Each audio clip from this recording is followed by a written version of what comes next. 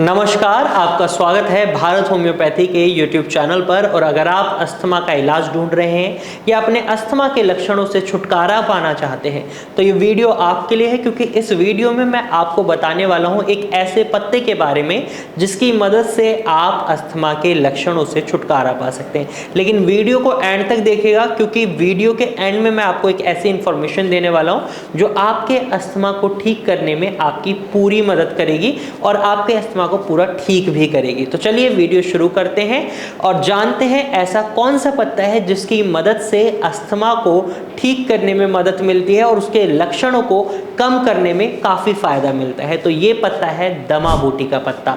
दमा बूटी जैसा इसका नाम है आप समझ सकते हैं, दमा की बूटी यानी अस्थमा की बूटी, दवाई ऐसी जो आपके अस्थमा को ठीक कर दे। इस पत्ते को दमा बूटी नाम से जाना जाता है। अब आपके मन में सवाल आया होगा ये पत्ता मिलेगा कहाँ, हमने तो पहली बार इसका नाम सुना है। तो मार्केट में आप इजीली इस पत्ते को खरीद सकते हैं। आप पंसारी की दुकान से दमा बूटी ले सकते हैं या फिर आप ऑनलाइन भी सर्च करेंगे तो बहुत सारे प्लेटफॉर्म्स हैं जहां पर आपको दमा बूटी मिल जाएगा।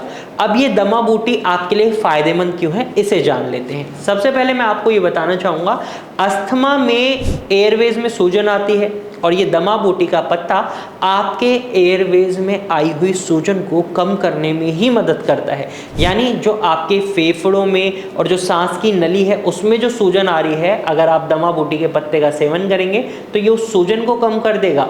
और सूजन कम होगी तो सांस लेने का जो स्पेस कम हो रहा है वो खुद ही फैल जाएगा और जो आप सांस लेने में तकलीफ की समस्या महसूस कर रहे थे उसमें आपको बहुत रिलीफ मिल जाएगा।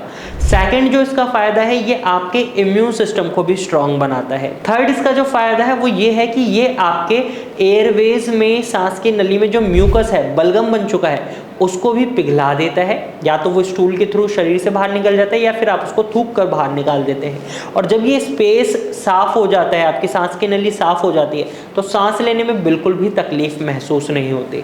वहीं ये आपके अस्थमा के लक्षणों को भी ठीक करने में मदद करता है। जैसे चेस्ट में कंजेक्शन है, बार बार खांसी आ रही है, तो ये सारी लक्षणों को ठीक करने का काम करता है। साथ ही साथ दमा बूटी सबसे ज़्यादा फेमस है आपके फेफड़ों को मजबूत बनाने के लिए। अगर आप एक हेल्दी पर्सन भी है और दमा बूटी का सेवन करते हैं तो ये आपके फेफड़ों को मजबूत बनाती है। तो ऐसे में अस्थमा रोगी या जिन्हें सांस से संबंधित समस्या है उनके लिए दमा बूटी का पत्ता बहुत फायदेमंद है। अब मन में सवाल ये भी रहा होगा कि हमें इसका सेवन कैसे करना है। तो इसका सेवन आप बहुत सिंपली तरीके से कर सकते हैं। आप इसके पत्ते को पानी में उबाल कर काढ़ा बनाकर उस पानी को पी सकते हैं। डेली बेसिस पर कंज्यूम करें, बहुत रिलीफ मिलेगा।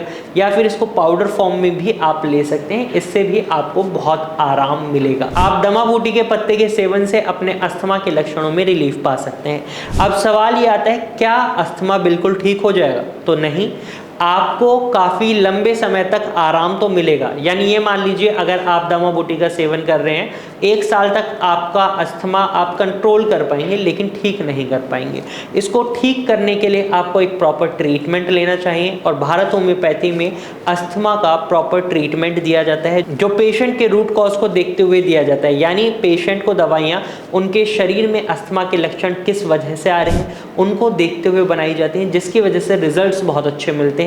जो पेशेंट 15-15 सालों से अस्थमा से सफर कर रहे थे वो 4 से 5 महीनों के अंदर ही अस्थमा से फ्री हो गए हैं। और ये मैं नहीं, हमारे पेशेंट बोल रहे हैं। आप टेस्टिमोनियल्स देख सकते हैं भारत होम्योपैथी के, जिसमें पेशेंट खुद बता रहे हैं कि कितने सालों से वो अस्थमा से परेशान थे और आज उनका अस्थमा बिल्कुल ठीक है। तो आप भी अपने अस्थमा को ठीक कर सकते हैं। आप स्क्रीन पर दिए गए नंबर पर कॉल कर सकते हैं और भारत होम्योपैथी की डॉक्टर की टीम से एडवाइस ले सकते हैं।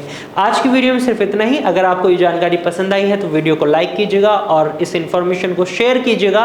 और इसके बाद भी आपके मन में कोई सवाल है तो कमेंट सेक्शन में आप अपना सवाल भी ड्रॉप कर सकते हैं। फिर मिलेंगे एक नई वीडियो के साथ, तब तक के लिए धन्यवाद।